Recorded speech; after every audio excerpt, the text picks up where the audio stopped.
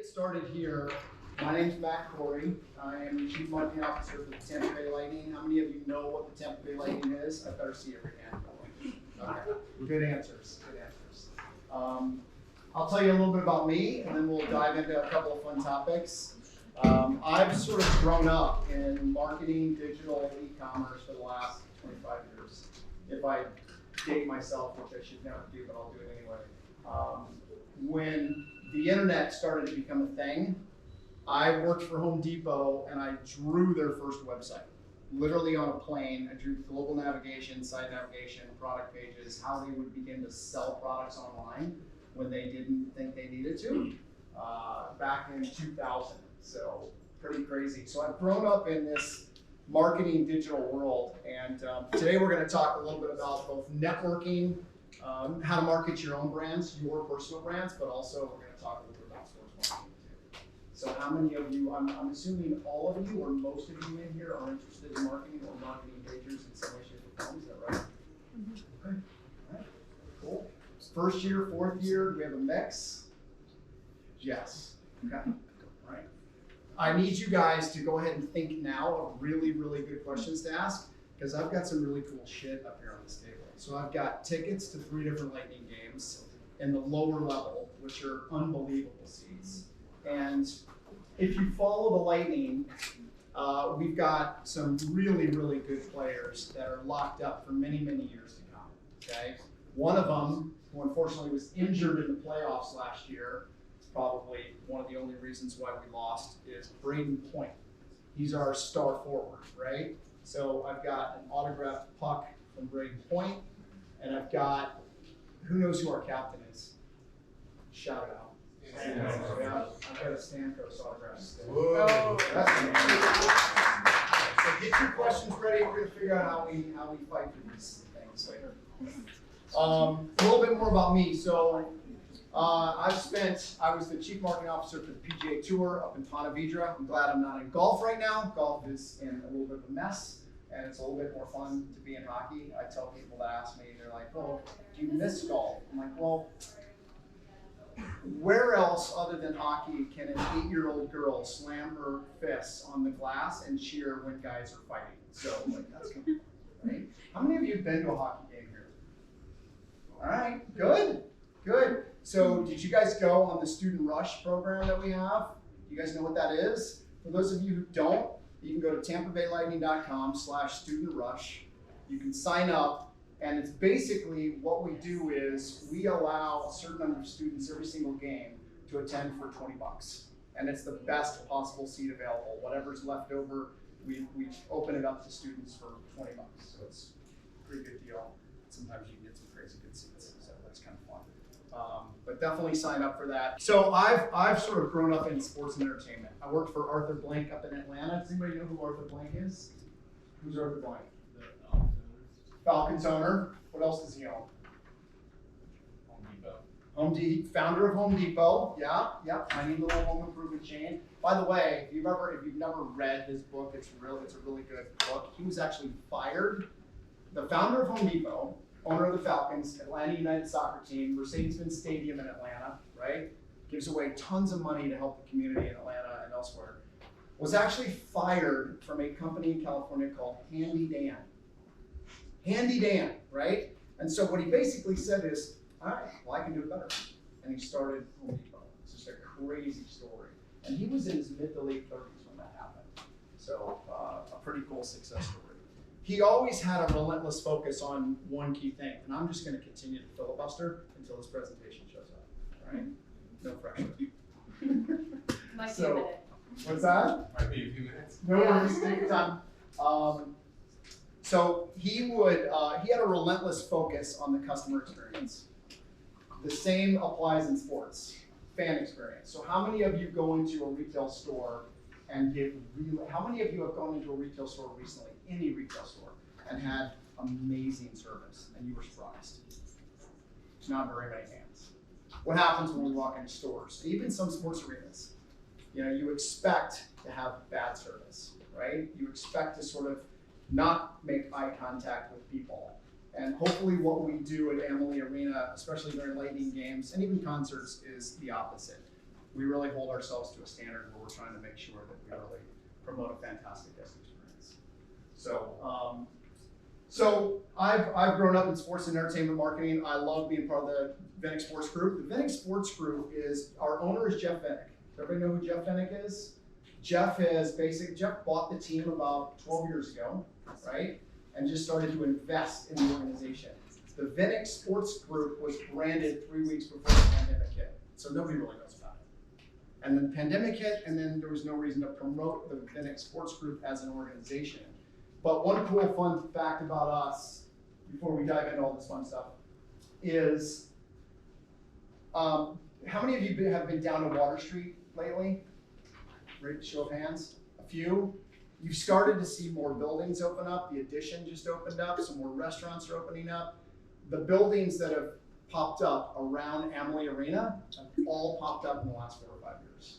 Like, it was dirt in 2017. That's just phase one. They just blew up the old mill that was down there. They're going to build 6 more giant buildings with mixed-use restaurants and shops and residents and other office space above it. And it's going to connect that whole area. So you're going to continue to see a lot of development in the Water Street area. Our owner partnered with another group to create a real estate group to build that whole thing out.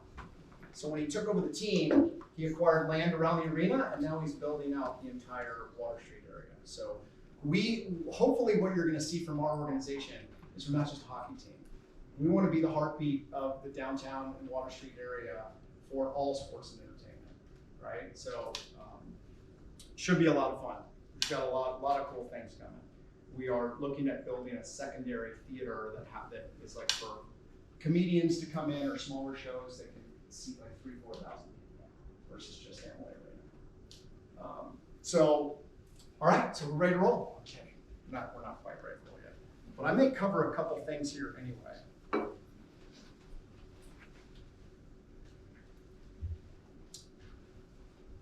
All right, I'm going to cover a couple things so we don't lose too much time.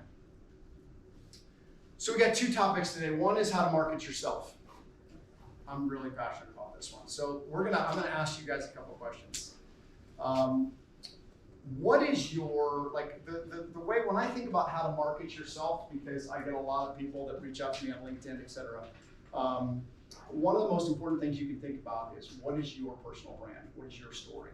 So we're gonna do this in reverse. I want everybody to raise their hand for a second. Come on, help me out. Everybody raise your hand. Okay, now lower your hand if you do not have a LinkedIn profile at all. No LinkedIn page, nothing. Lower your hand. Oh, okay. Just a couple. All right, good. Now, it's a tricky one. I want you to be your own worst critic. Lower your hand if your picture is not super professional. Like if it's kind of like a, well, I took this selfie, or I was at a party, or I'm with my buddies, or here's my dog. Like if it's more of a professional picture, okay, that's good. That's good. That's most of you. Keep your hands raised if, or I'm going to say it this way, lower your hand if you don't have a section that says about me. How many of you have an about me section at the top of your LinkedIn profile? Man, some hands are still up. That's good. You've got good pictures.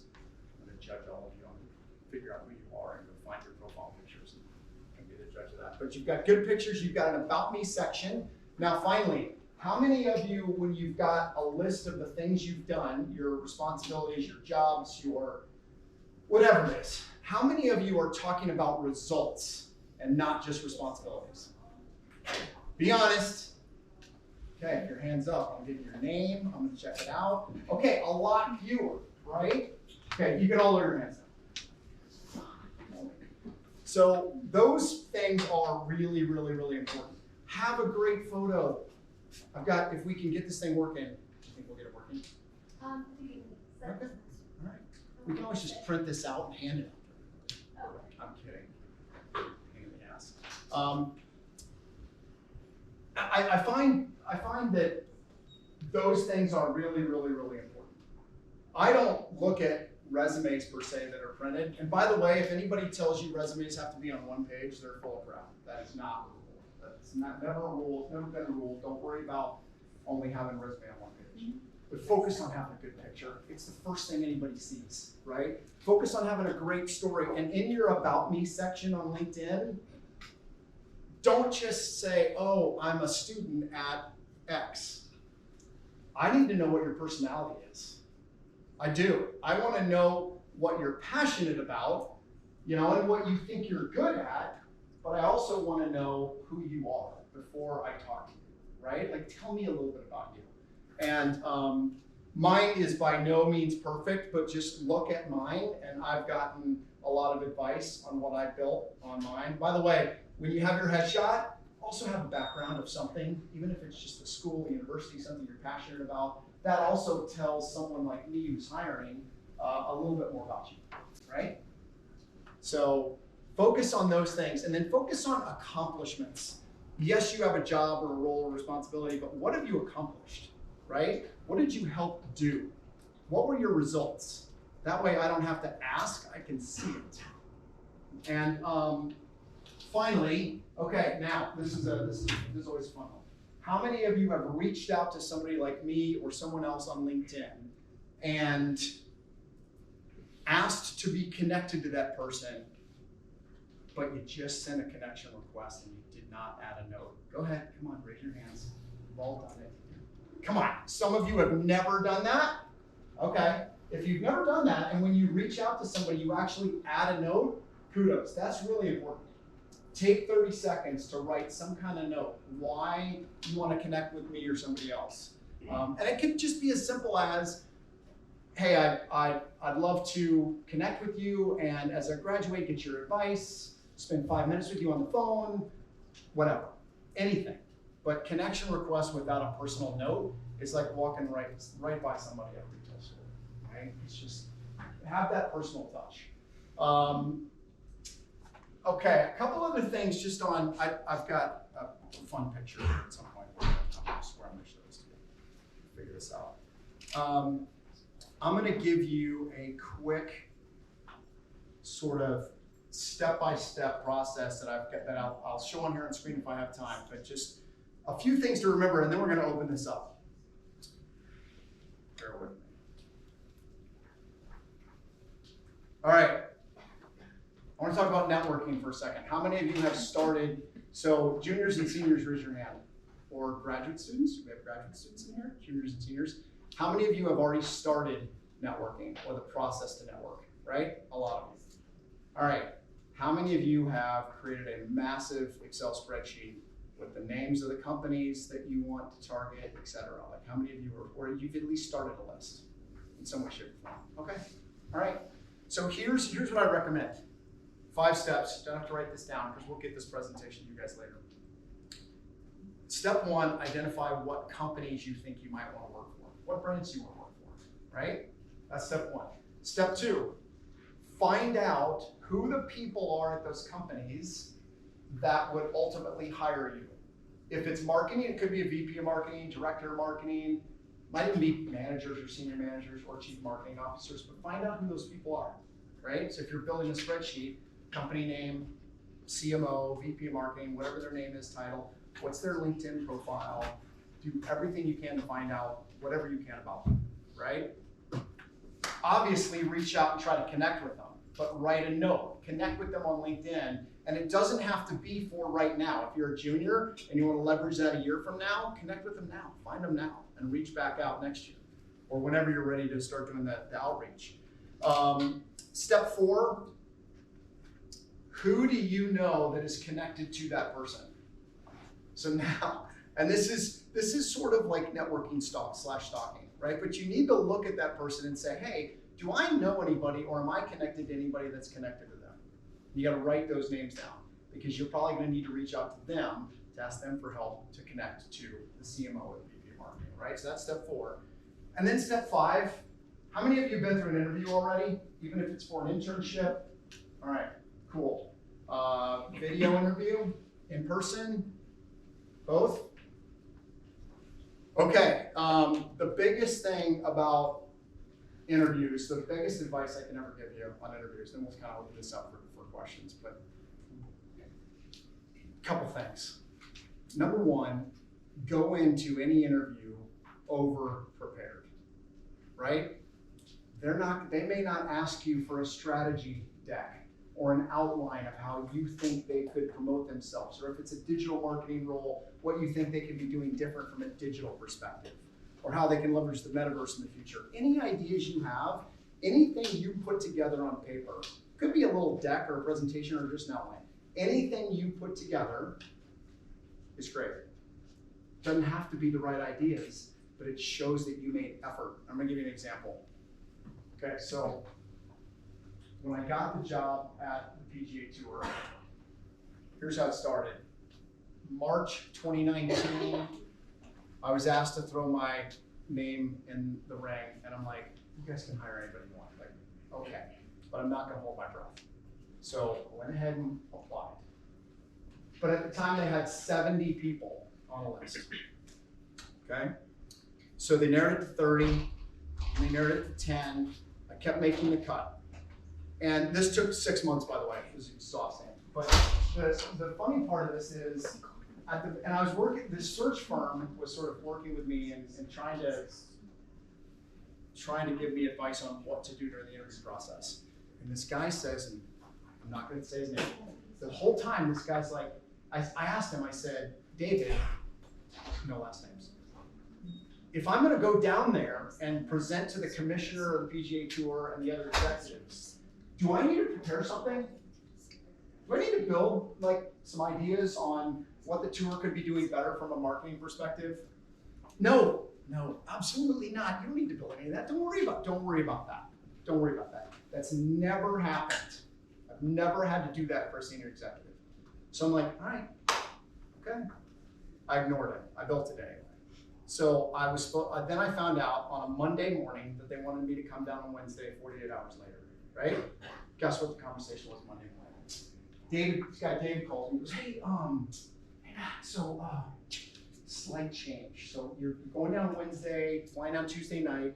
They would love for you to present some of your ideas and strategies and like do it in like a PowerPoint in front of the executive team. So I said, okay. Hey David, FYI, good thing I ignored your ask because I already built it. It's like 20 pages and I'm good to go. But go ahead and build the deck, build the outline, build your ideas, write something down and surprise them, because there's no downside to doing some extra homework. Even if the ideas aren't exactly what they want, it shows that you've made effort. So build that. That's number one. Or that's the sort of the number 5. If you work backwards from identifying companies all the way to you get to the interview, do that. But I'll tell you one other really important thing. Interview them.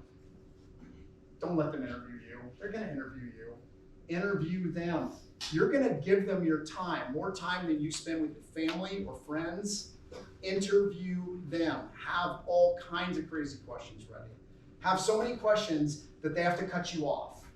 Right? Interview them. What's their culture like? What are some other people that you could talk to that could tell you about their culture? Do they manage by presenteeism and they need you in by 8:15 and you have to work till at least this amount of time? Or just interview them. That's important. Because especially when you get your first or second job, a lot of people don't think about that. They're just so happy to get their first or second job. But you know, every culture is different. Ask them what their culture is. Ask them how they run marketing and what they expect out of this role, right? Interview them, over-prepare. I always say if you over-prepare, if you out-plan, out-think, and outwork, you will outperform them. How many of you guys have heard of the phrase quiet quitting? Heard that phrase? I heard this phrase a couple weeks ago. I'm like, and there's like this revolution, and there's 4,000 people that are part of this. Do not join a quiet quitting revolution. You might as well wear a sign that says, I don't want a job, right? Or a t-shirt. Like, you don't want to do that. So number one, don't do that. Number 2, I'd say, if you put in a little bit of effort when you're networking or when you're interviewing, it's not that hard to get ahead right now. It's really not. The bar's laying on the ground, and all of you in this room, if you go the extra mile, you outthink things, you out-network, you will do just fine. Because there's a lot of people that are just expecting to get handed jobs, and it's not the way it works.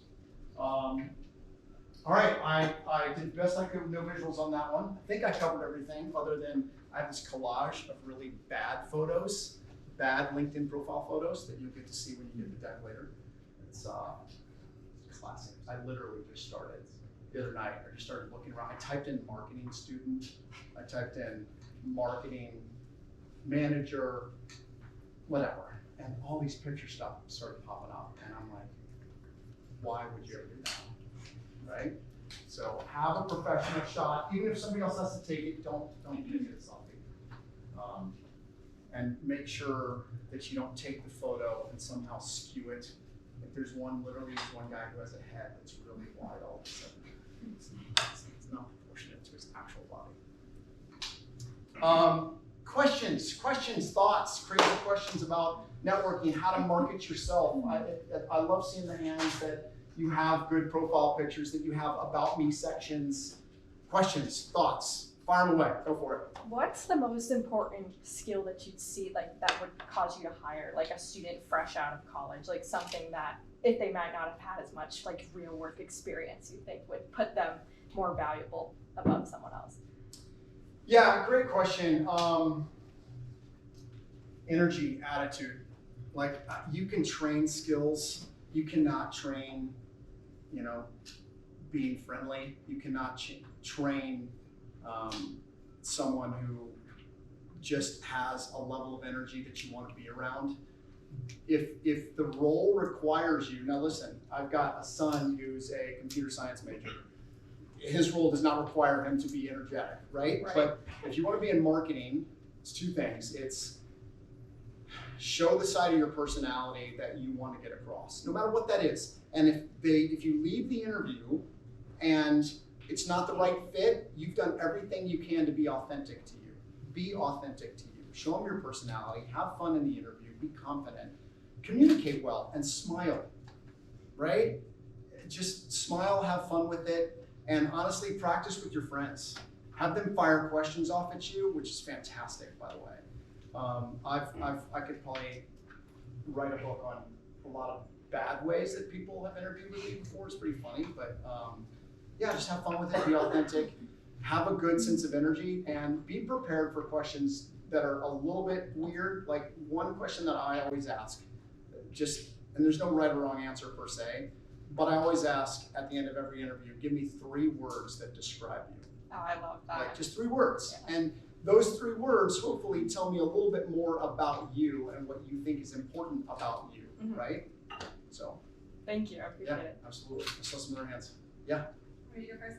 Yeah. I've seen a lot online these days, and even on like TikTok, about how you should delete your graduation year from your resume. It's kind of like gearing towards people who are like. If you're my age, you definitely do that. Like if you're your age, it doesn't matter. What do you think that that's like a good thing to do, or like it doesn't matter? Like you should definitely keep it on there. Yeah, if you're in your 50s, delete that shit. I don't want anybody to. So all kidding aside, I don't think that really matters. Like if I know you're a recent student and you've had a couple years of experience, you don't have to hide it. It's not a thing. It's not a thing. Just like resumes on one page is not a thing. Good question. Great question. Yeah.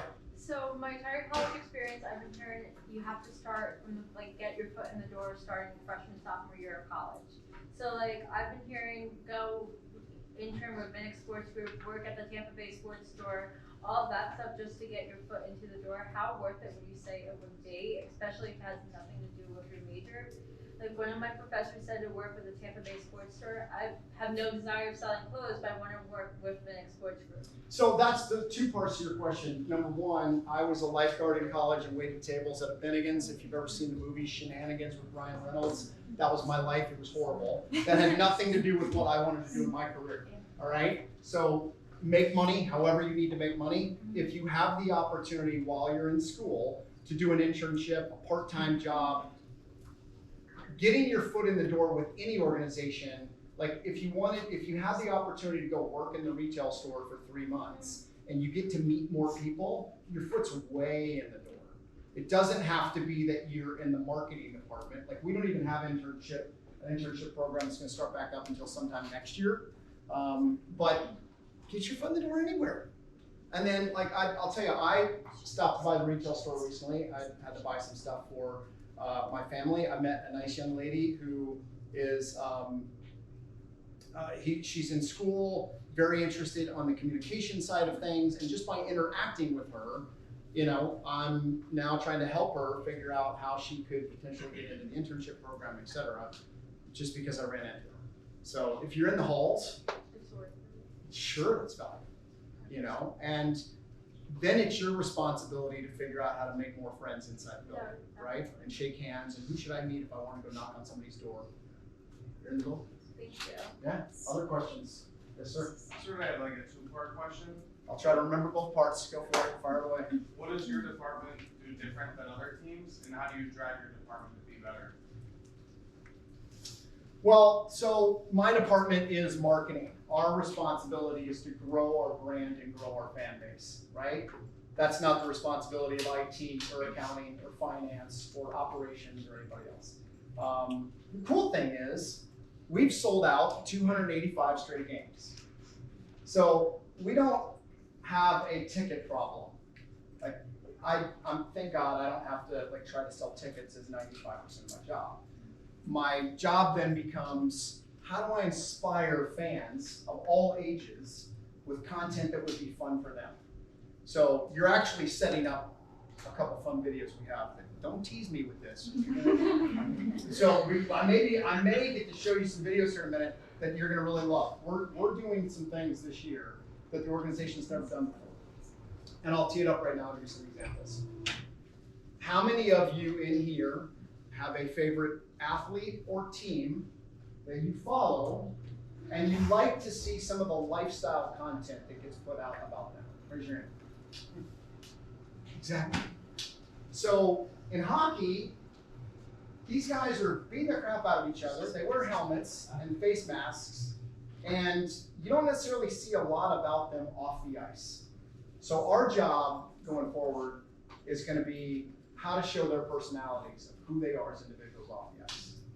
So this summer, and this is going to come out in November, this summer we sent a team of 7 people, including a drone operator, to Toronto and to Sweden to capture the origin stories of Nick Paul and Victor Hedman. We went to an island off the coast of Sweden where Victor grew up to go deep.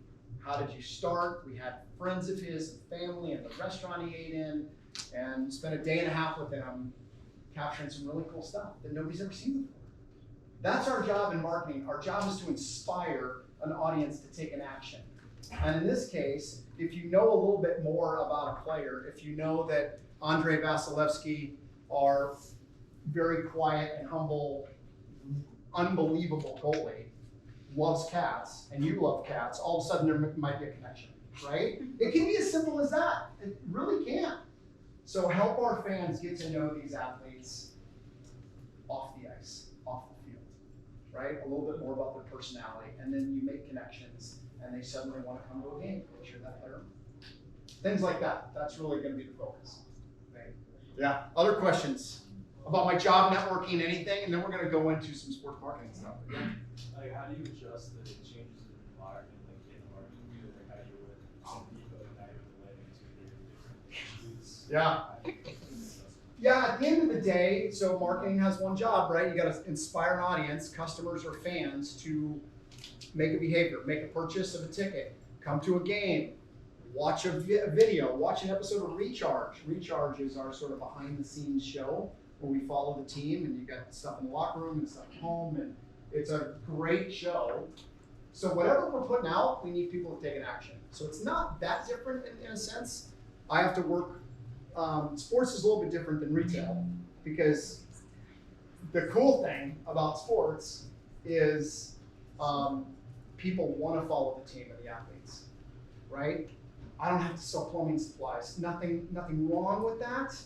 If any of you or your family sell plumbing supplies, nothing wrong with that. I just don't want to do it. I want to sell something that somebody's really passionate about, right? I want to be involved in that. So a little bit of difference there. Another question back here? Yeah. What's one piece of advice you would give to like a freshly like about to graduate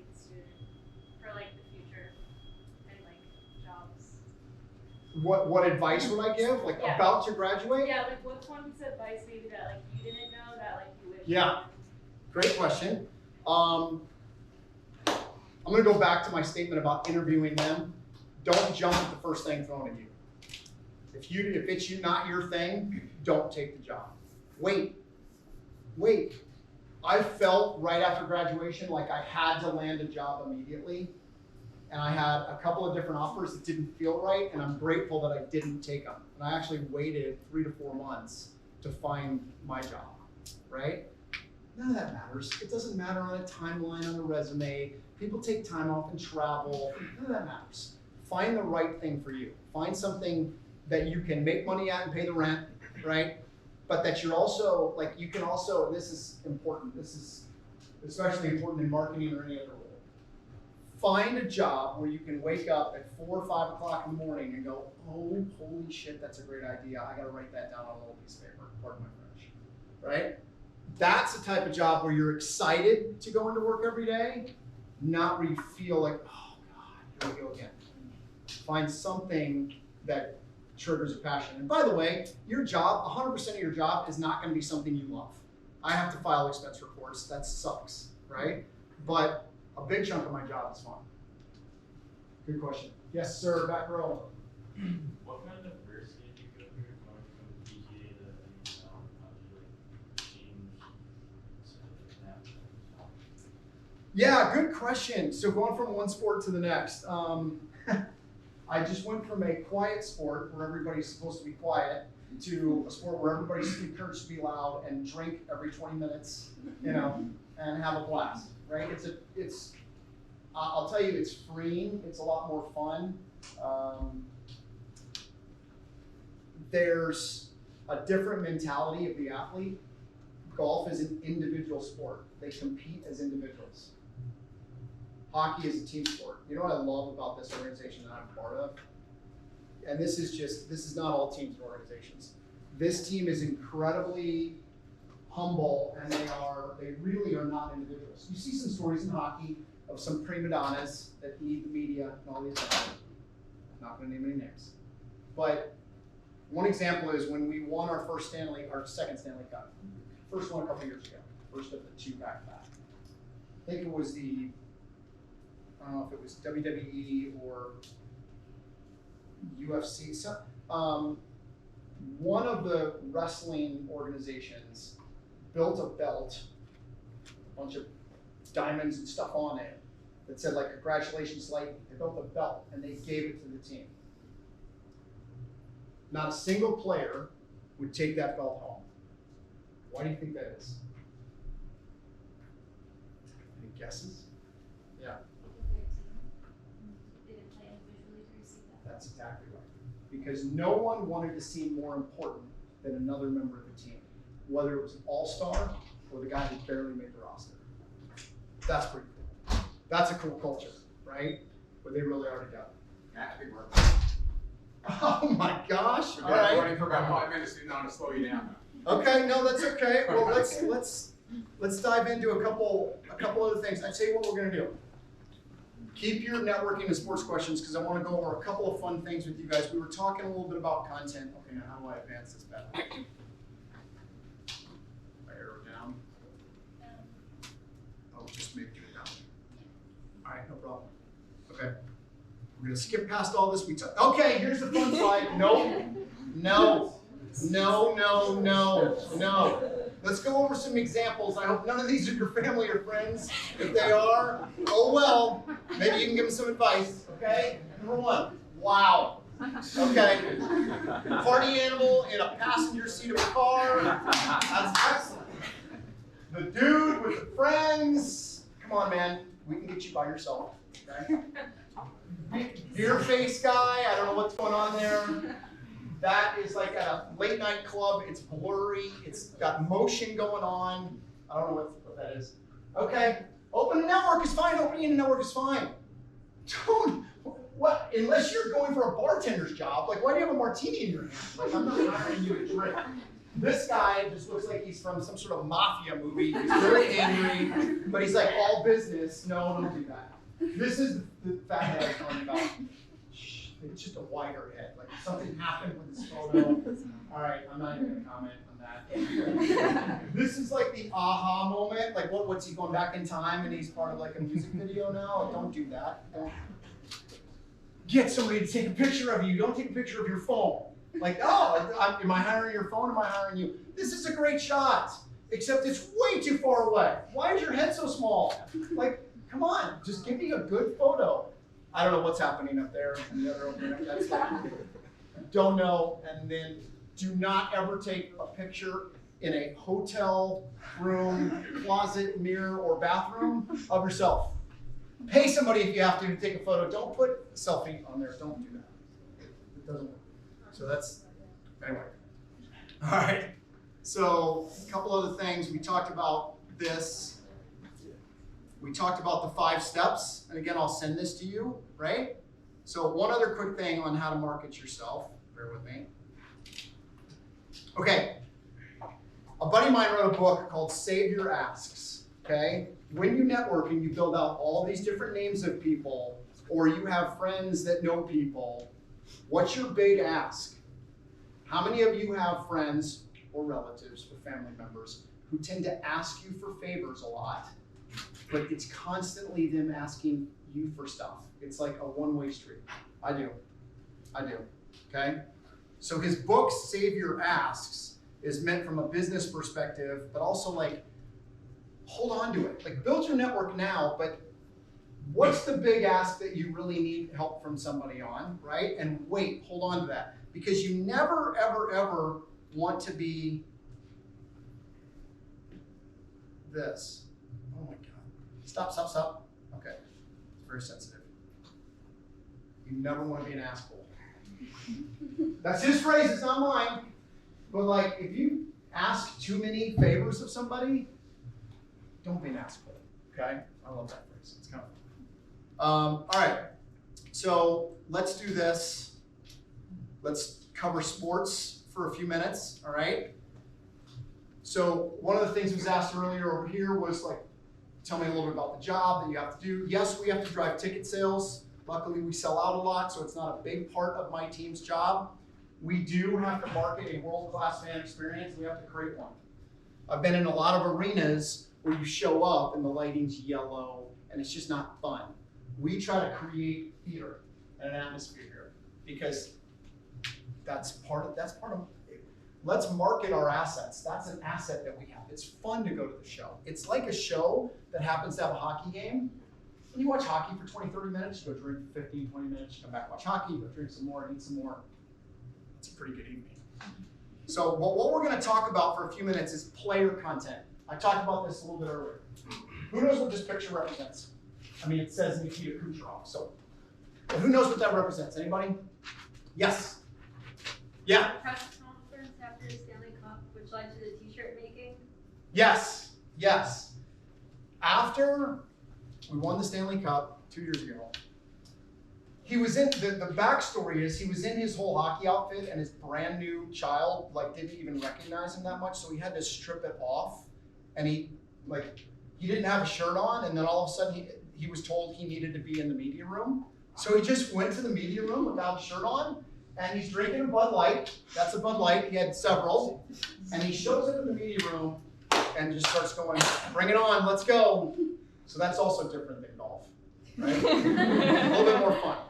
And if you Google Kucherov Stanley Cup interview, watch the 6-minute version of the video, not the 1.5 minutes. It's legendary. It's so fun. So this one, Zach Bogosian, this little kid, there's a fun social post that got put out where his 2-year-old boy who can barely stand, let alone skate, 1.5, tried to pick a fight with his dad on the ice, and it was caught on video. Like the kid's rolling up his sleeves, throws his gloves down, and is going after his dad. It's awesome. It's so fun. And then there's some other fun things we're doing. This one right here, we're going to do a series where Zach as well does some barbecue in his backyard and invites celebrity friends over to come hang out. And he just hangs out with them and they talk about life and fun stuff. So we're going to do a fun series there. But showing these guys off the ice, right? Showing their personality off the ice. So, okay. couple of world-class examples of this. When we think about how we grow our brand and how from a marketing perspective, when you do great content marketing, you can grow an entire business. Anybody have really good examples of that? Anybody want to offer one up before I show a couple? Think about sports, revolutionary sports, yes. In 2008, LeBron gave everyone Beats headphones, and I mean it was just for free. And I think he had stock in Apple or Beats, Ray, and he ended up making like $300 million because it was basically like free press because everyone wanted it because they were photographs. And what's happened since, right? Celebrities and actors are getting into selling tequila and other product marketing, right, and endorsements. Yep. Any other examples? Oh, I saw another hand. All right, I'm going to show you. Okay. Formula One. Is that been on the screen the whole time at the top? All right. Formula One. Drive to Survive. Started 5-6 years ago. This has completely changed the racing industry. This show has completely changed the racing industry. The top 20 guys had to agree that they were going to have cameras in their face throughout the whole season. And it was going to be this behind the scenes look at how all these teams and manufacturers, what they do to prepare for a race, what happens after a crash, everything. This business has gone up. The stock price of the company that runs this racing series has gone up 86% in the last 4 years. Like it's translating to more audience, more people are watching now because they're interested in the stories, and it's translating into business. More ticket sales, attendance at events. Austin, Texas has a track. Miami had their first race earlier this year. Crushed it. Had over 1 million people attend. Okay? How many of you have streamed this? Anyone in here? Anyone at all? Okay. I really encourage you to go check this out. It's just released. It's called Welcome to Wrexham. Wrexham is a little village town in Wales. Technically England, but in Wales, that Ryan Reynolds and another buddy of his, that's TV actor, decided to buy the team. I'm going to show you the trailer about this. How's the volume? What do you think? We'll see. All right, if I can turn it up here, how do I do it? Yeah, sit up all the way. Is there a dial on the podium? We'll figure it out. Right here.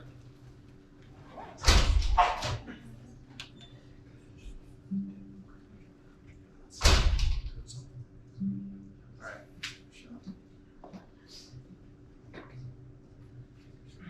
This documentary was, cool. This documentary was just released, I believe on Netflix. And this is a little trailer for that. Now, before you push that button, okay. Something cool about this.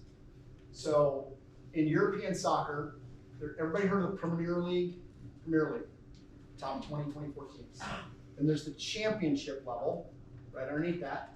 Then there's like 2 more levels, and then there's a thick dotted line, and then there's the league that Wrexham's in, okay? Wrexham used to be up, and when you go up, you get more revenue from TV rights and all that stuff. They bought this team to see if they could actually pull this off, do some storytelling, inspire a town, and inspire an audience to watch, to see if they could actually lift this team up. Okay? We're gonna give her a shot. Here we go. Gets a little louder, I think. Put the microphone down to the speaker. Ryan Reynolds and Rob McElhenney, the new owners of Wrexham AFC, hold connections with Lewis. Well, they might not vote because Wrexham's red, and was very quiet. I think the biggest challenge is the community looking around going, what are these two guys doing here? Welcome to Wrexham.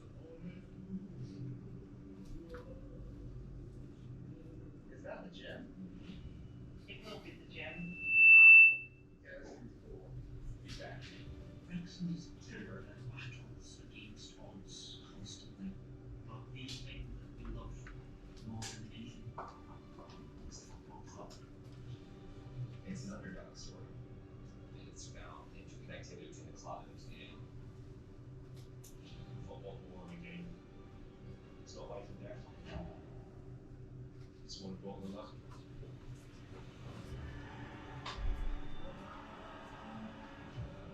You're watching those games with your kids and your father, your mother, but I don't remember any specific game.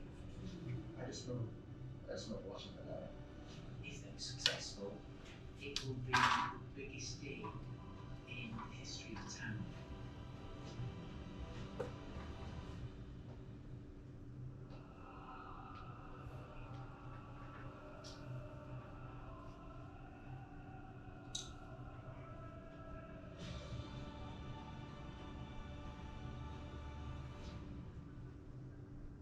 Kind of quiet, but thank you for listening to that.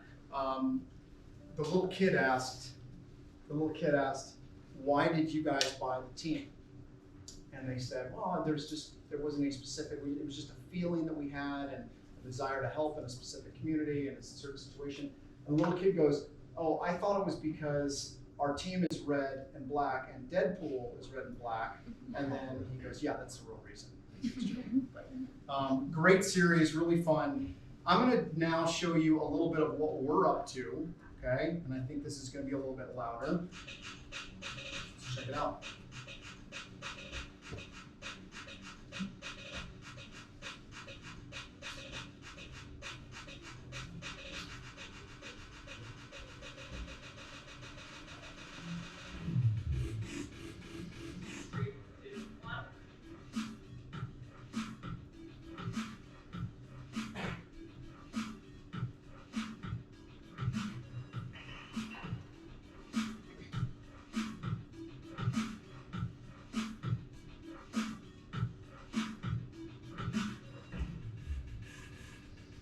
Trick or treats.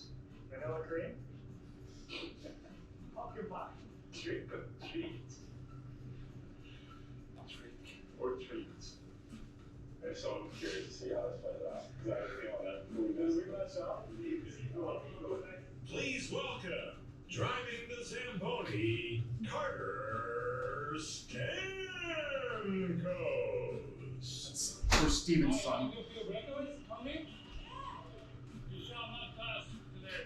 I am becoming. I wasn't ready for it. Wow, good go. Stella, a 4-year-old Bernese mountain dog, is also a certified therapy dog. When I pull this jersey out of the desk drawer, she goes bananas. I just need 5 goals.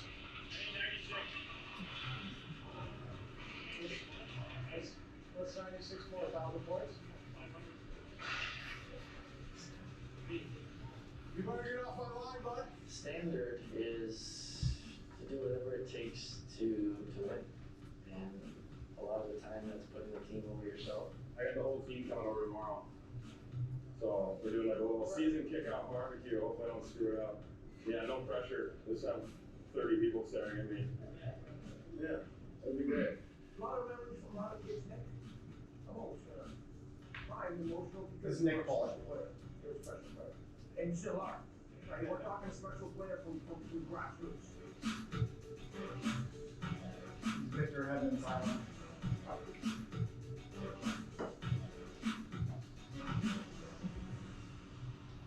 So a few fun things that we're working on to really show the players' personality a little bit more.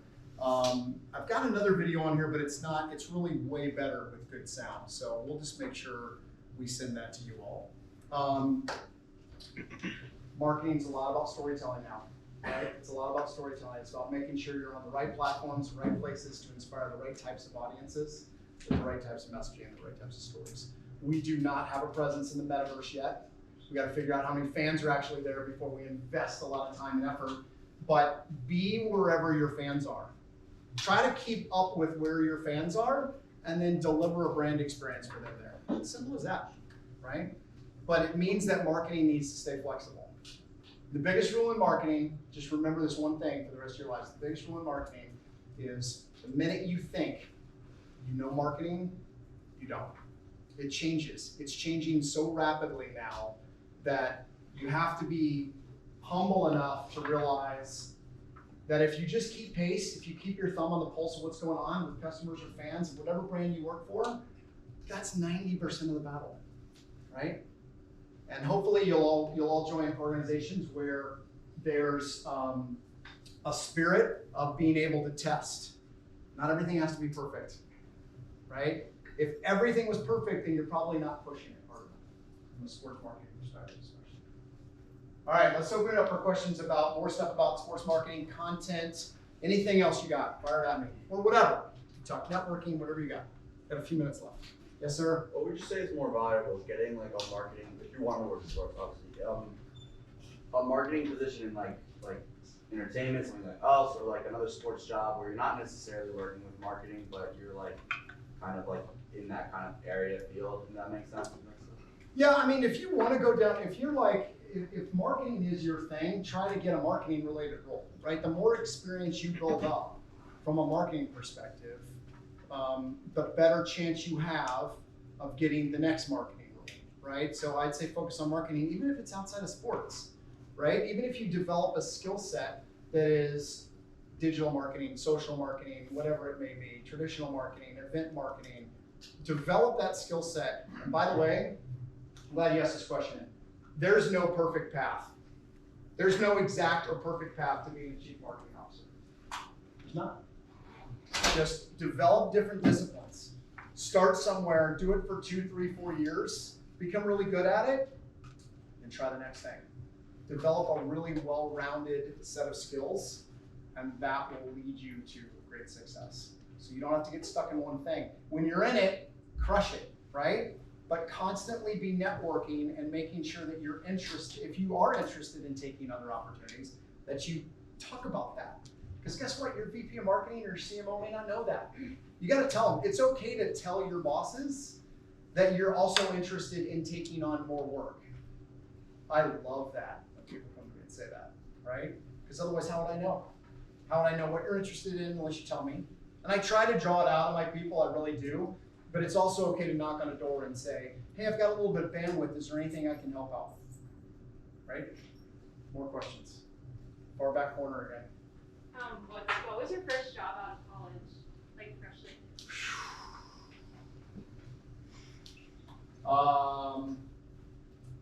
Well, first real job?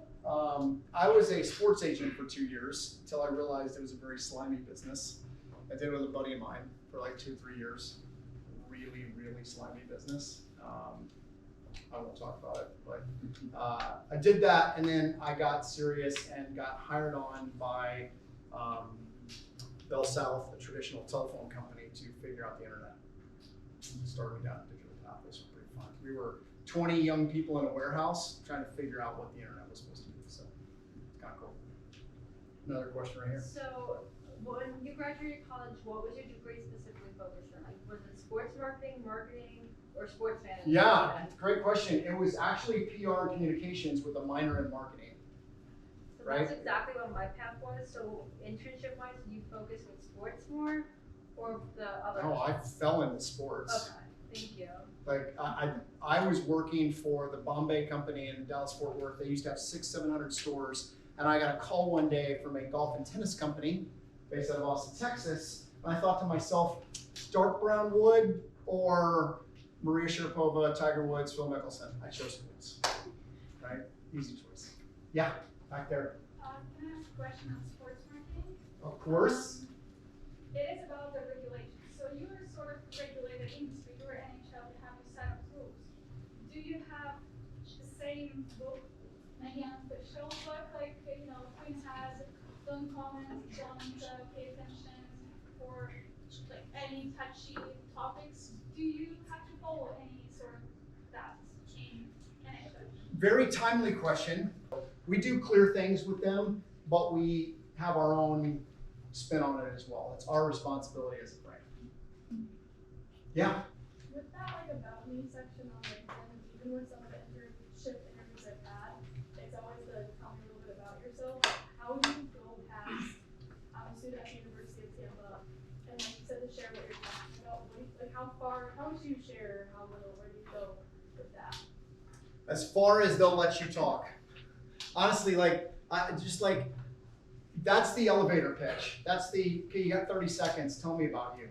And they don't care that you're a student. Like, they should know that from looking at a resume, right? I mean, you can say that if they're totally unaware of who you are, but it's more about what drives you, what you're passionate about, what you're interested in, what results you think you can deliver. You know, I am this, and I help drive X, right? I help brands grow by this, that, and the other, whatever it may be, whatever. I'm a digital marketing expert that specializes in retargeting and blah, blah, blah, whatever it is, whatever you would say, just get that 2-3 sentences ready, right? And deliver it with confidence and a smile. More people here, let's go, we'll go for it. By the way, I'll hang out all night. Whenever you guys, like, I don't know how we're gonna give these away. I'm gonna leave this up to the experts to figure that out. Maybe we'll do a random, whoever signed up. Go ahead. What strategies do you use for like knowing or like predicting where your audience? So great question. The question, if you guys didn't hear it, was how do you know where your audience is? We ask them. I'm a big fan of building what's called a fan council. So if you build a fan council as a brand, you ask thousands of your fans to opt in to giving you feedback throughout the year. And you simply survey them. And make sure your fan council is big enough to have men, women, different age groups, different ethnic backgrounds, etc., so that you can cut it up. But ask them, like, how do they consume media? Well, how do they interact with your brand on which platforms? We did this at the PGA Tour. We found out we had over 15 million fans in Japan on a platform called Line. Line is an app that's used not just for communication, but for news. We didn't even know we had that many fans. So what did we do? We spent a little bit of money to build a presence online and communicate with all of our fans on that platform. So listen, do a lot of listening. I feel like as a college student, it's really easy to think about just like money after you graduate and whatever job you're looking for. But like in relation to like moments, if you had to like personal questions. Bring it. I love it. But if you had to from the start to of your marketing career to now, like what is the one moment that you would say is like most proud of? I'm sure you've had a lot, but like you said it out. Great question. What moment am I most proud of out of my career? So I was in Austin, Texas 9-10 years ago. And I had just finished up some time at a golf and tennis company. And I was working with a buddy of mine at a startup company. So the fun part of the startup company was when you see tweets in stadiums now on jumbo screens, or when you see it pop up on ESPN, their technology filtered the world's conversations and displayed them within 4 seconds. So it's really cool. It's like a marketer's dream, like kind of cool to be able to curate the world's conversations about your brand. But I wanted to do something more. Now the key to this was, at the time, the fun story on this one, the reason why I'm proud is I got recruited by PGA Tour Superstore in Atlanta, because they're the old Home Depot guys. I told them no twice. I told them no twice because my daughter, who was a junior in high school at the time, I'm like, I'm not moving my daughter in high school. She'd kill me, right? I'm not doing that. And I came home from a trip from San Francisco. My daughter said, can I talk to you? And I'm like, yeah, sure, what's up? Her name's Samantha. She said, I want to move to Atlanta. I'm like, what? She said, yeah, I've got cousins there. I've got a few friends here, but I'm going to go off to college soon anyway. So let's move to Atlanta. I want to go. I moved to Atlanta because my family was okay with it.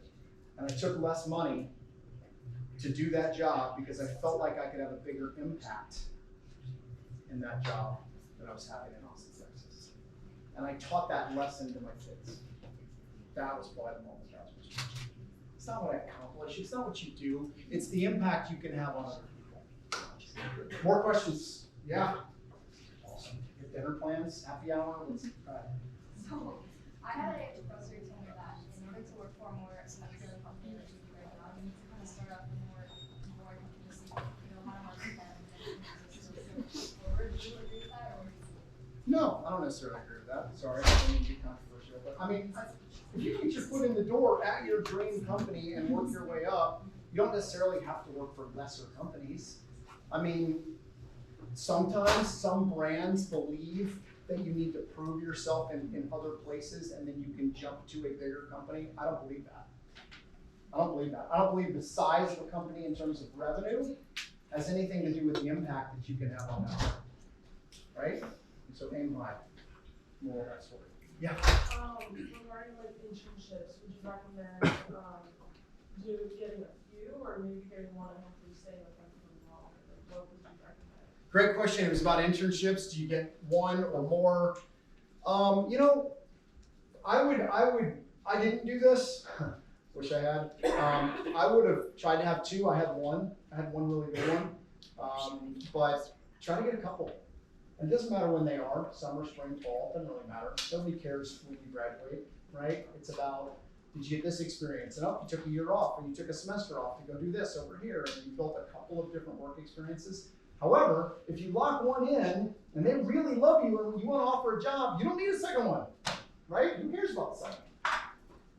Yes, sir, in the back. So on top Go ahead. On top of internships, what do you think about getting certifications, especially in marketing? It's a great question. I don't, like, give me an example of certification. Oh, I was gonna ask like you if you had digital, like digital training marketing, to do digital certain training things. stuff. I think that's good. I think it's good. I mean, I always, at the end of the day, it's great that you got certified, but I'd love to understand what you've done with that knowledge to impact somebody, right? But that's better than not having anything, right? So it's a great question. Yes, sir, right next one. What role in your department would entrepreneurship affect, as in marketing, trying to branch out into new paths? Oh, great question. I mean, let's just look around, like NFTs, metaverse, all the craziness that's going on. There's new platforms that are being developed every day, new curation platforms where you can have a brand presence and then distribute your content everywhere. Someone who can keep their finger on the pulse of what's next, listening to our fans and understanding where they're consuming content is cutting edge. But I think what we're doing right now with player content, it's not that hard, but this organization has never done it, and a lot of sports teams don't do it.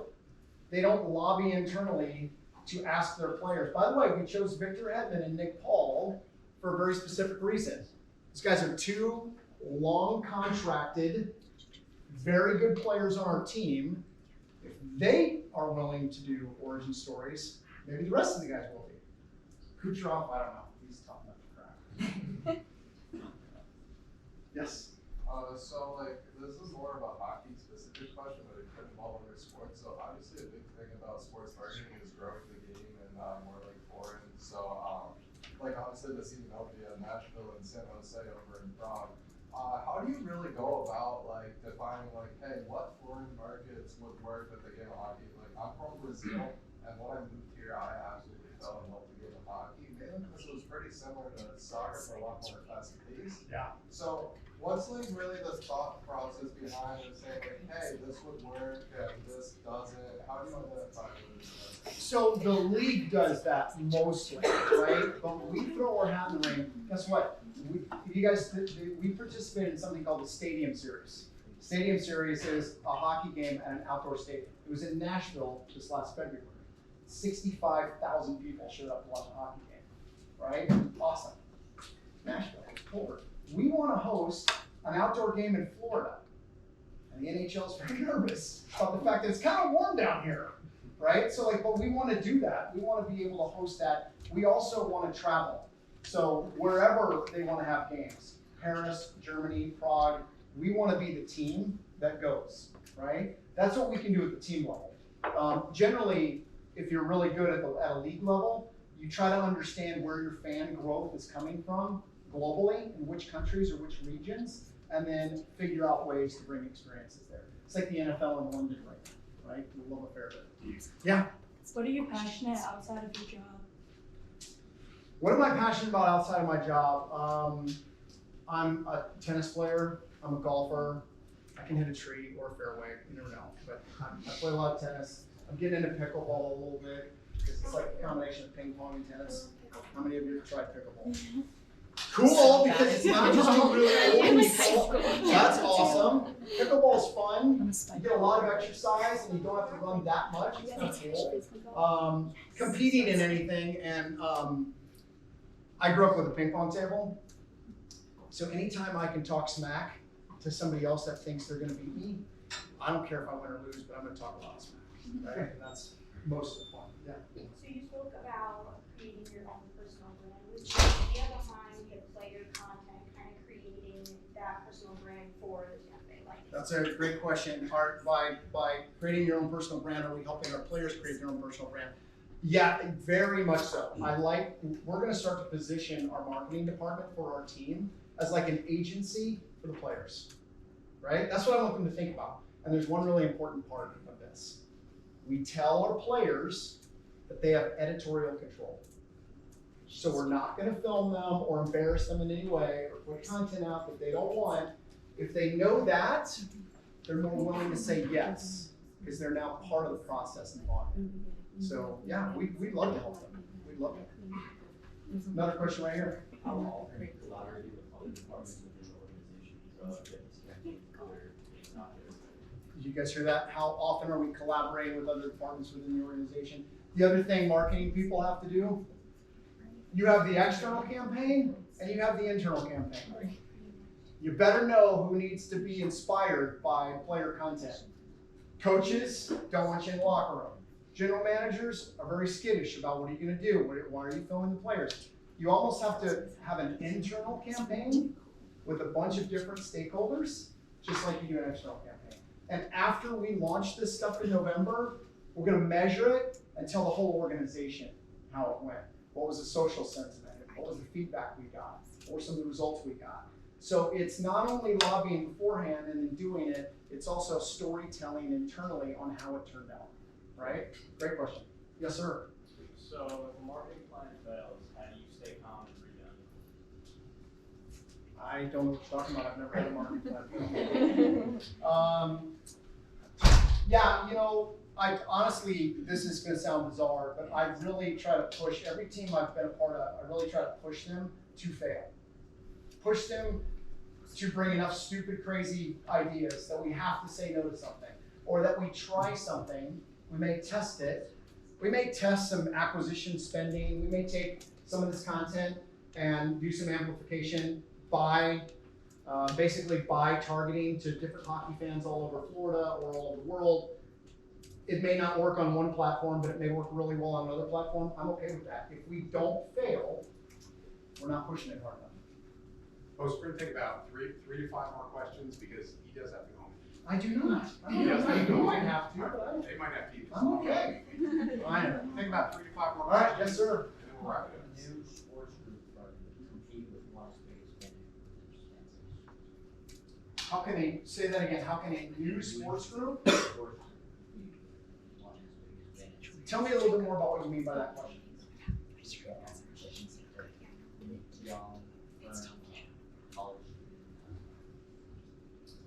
Well, it's interesting because we own a hockey team, right? So that's going to be hard to compete, right? Unless you buy a hockey team. You going to buy a hockey team? Okay, all right.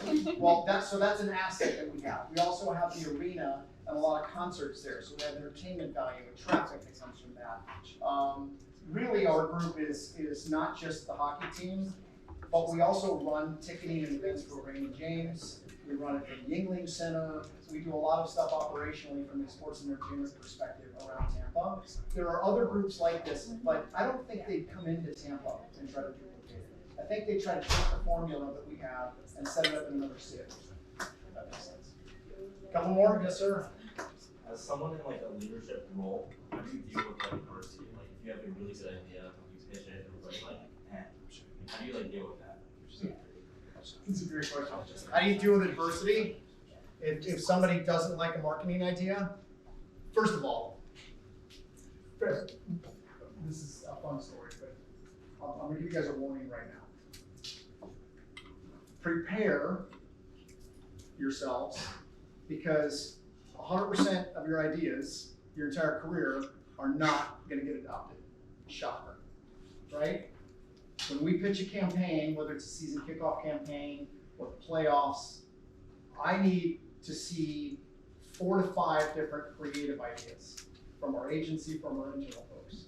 We'll narrow it down to 3. We'll have our top choice, but then we gotta bring in the CEO and others, and everybody's a marketing genius. Everybody on the planet is a marketing genius. How many of you in here love to evaluate IT code or legal documents? No. How many of you in here love to rate Super Bowl ads? See? Everybody's a marketing genius. Everybody believes they have an opinion. I had a CEO once. We were doing this direct mail piece for the grand opening of a store outside of Austin, Texas. We're going through this, and the CEO literally says, I think the background on the cover should be yellow. And I'm like, you're punking me, right? You're totally messing with me right now. Where's the camera? You want it to be yellow? Like, you have way bigger things to do in your job than to think about the back. But I'm like, fight the battles. I didn't want it to be yellow, but I'm like, I'm not gonna fight this battle. If that's the only feedback he's got, I'm just gonna change it to yellow and move on, right? So pick the battles you really wanna fight. Remember that your ideas are not gonna be perfect all the time, but only one has to be great when you come up with a series of ideas. And it's okay, if you have ideas and you're trying to do things and a couple of them don't work, it's a good thing. It means you're pushing it. Last question. What has been your most successful marketing campaign? Oh, wow, that's a good question. Okay, I wish I could show you. Do we have access to the internet? We do. I don't know if I'm gonna be able to find this. I'll send it to you guys. So I'll tell you the story about it though. When I was in golf, Jason Day was #1 in the world, I think in 2016, 17, a few years back, 5, 6 years back. Jason Day, Australian golfer, father of 3. That year he won 6 different tournaments. And every time he won a tournament, his little boy, his name is Dash, he was 3 years old at the time, would run out onto the green and jump into his dad's arms, okay? So for Father's Day, Brandon and I worked at a retail golf brand.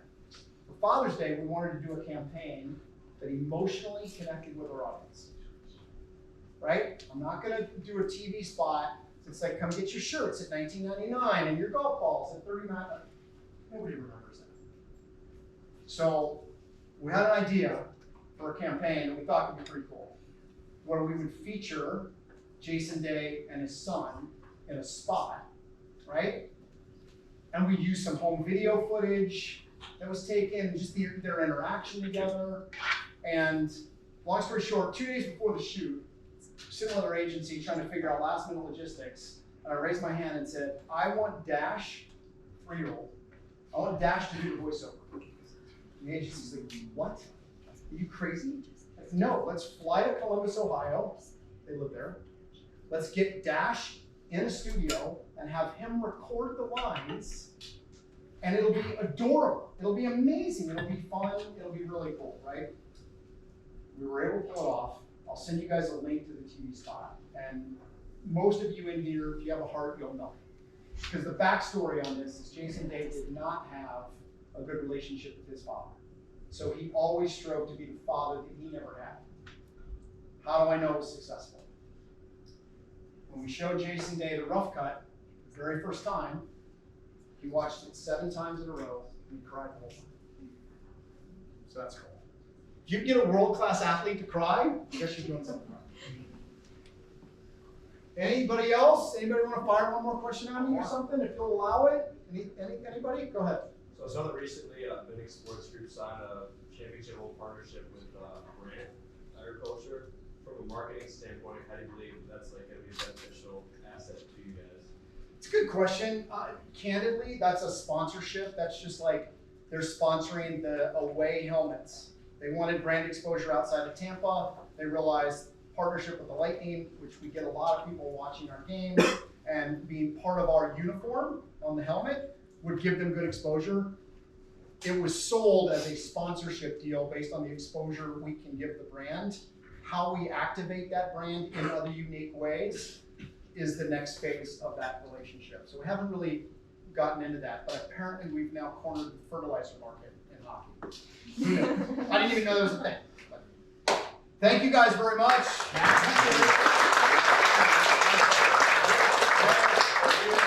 I'm going to bring up know the sports franchise. For years, the Tampa Bay Buccaneers lost. And I remember talking to the CMO of the Buccaneers, and I said, how do you market a losing team? And he said, I don't market the wins or losses. I market the experience coming to the game. Yeah. Could you just comment on that just a little bit? Well, I mean, listen, who goes to a sporting event just to watch the game? Like, I don't know people that do. I mean, otherwise we'd all go by ourselves if we were that passionate about it. We go with friends, we go with family, we go to get out of the house after the crazy years of COVID. We go to have an experience that will create memories, right? That's why I go to sporting events, that's why I go to anything. Because I'm gonna be hanging out with my friends, and oh, by the way, there happens to be a hockey game. Hockey, as we talked about, literally, there's 3 20-minute periods. And those 20-minute periods generally take 30 minutes, right, with timeouts, things like that. But you watch hockey for 30 minutes, you go get food and drink for 15 and hang out, you go back in your seat and watch more hockey. It's an experience, it's entertainment. And all the things that we do in the arena, you know, while the players are not skating on the ice during timeouts or whatever, it's a lot of fun. We have a little bit of fun. So create an experience where people want to come back, win or lose in the game, and you have one chance to inspire them, right? So, thanks.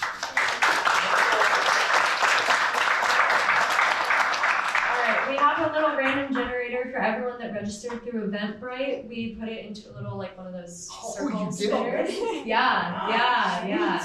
All right, you want to start with the tickets? No, you do it.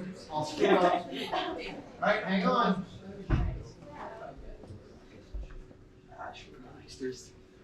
She's showing it to you so that you know it's fair. All right, these are 2 tickets to the home opener next Tuesday against the Philadelphia Flyers in section 117, which is crazy good. And the winner is Sophia Lee. Sophia, where's Sophia? Come on up. All right.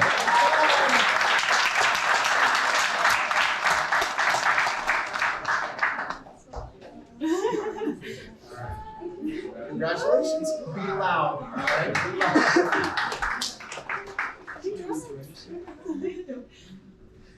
All right, who's next? These are, oh, this is a good game, versus the New York Islanders. This is going to be a good one. We hate the Islanders. Don't tweet that. Yeah. It's on Saturday, the next Super Bowl Saturday. That's great. Perfect. And the winner is Ben Shaman. Where's Ben? You have to be present to win, or we're going to spin it again. No Ben. All right, spin it again.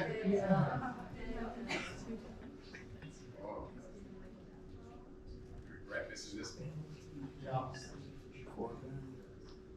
Eduarda Rogan. Yes. Everybody's like, sweet. What chance?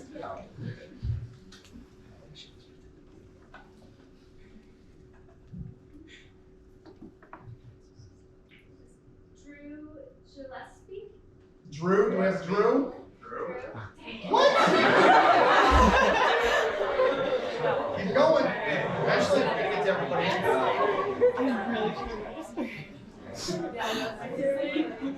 Or we can have a face off up here. Vincent Chivali. Vincent? I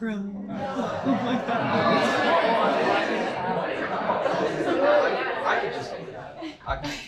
You guys pay You know what? Some people. Yeah, I'll take it. I'll take it. Register so they get video of it after. Yeah. Vincent's my cousin. It sucks to be them. Marcy McCarson. Marcy? Is there Marcy? Just. Oh my God! All right, we're gonna get it this time. All right.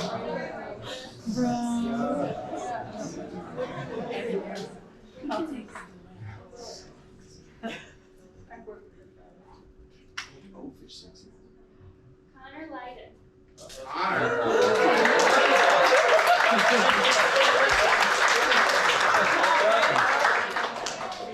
All right, you have to get rowdy. Congrats.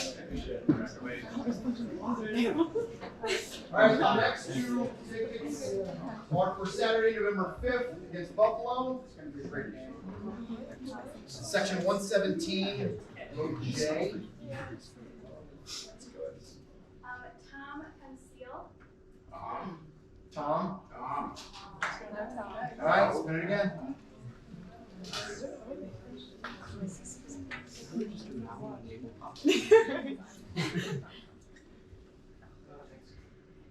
Tom again. Tom's 19 major. They really wanted to have those like.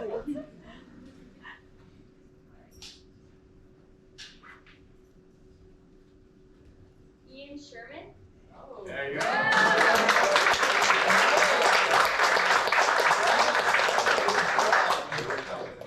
All right, spin it again. Next one is the autographed puck from Braden Point.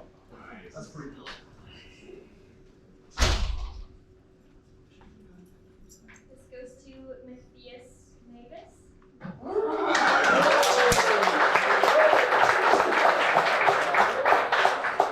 All right, the big one. Steven Stamkos. Autographed stick. This one's pretty cool. Don't break it. Some drunk evening on campus. Or off campus.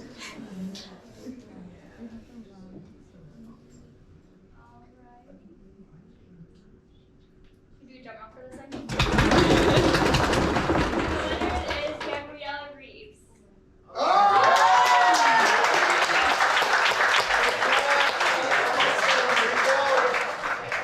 right. Let's hear one more time for our guest.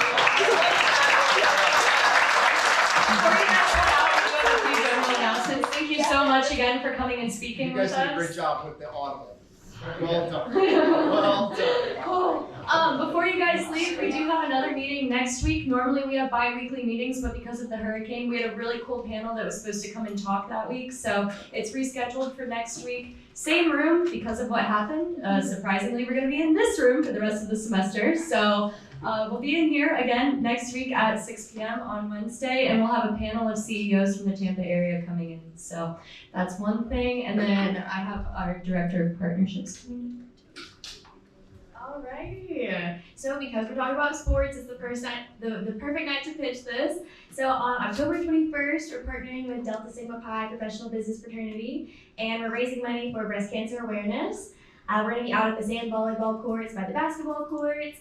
But yeah, I'm going to have a sign-up sheet up here on the table, just like scan the QR code.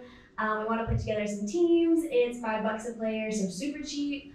But yeah, definitely sign up. It'll be from 6 to 9 on October 21st. Thank you everyone for being here. You guys will be getting a survey later this night, so please fill out the survey if you like this event, and make sure to mention which topics you want to see on the next events. Thank you so much. I'm gonna leave some business cards here, or just reach out to me through LinkedIn, write a note. All right, but it's great to be here. Thank you guys for having me. Thank you.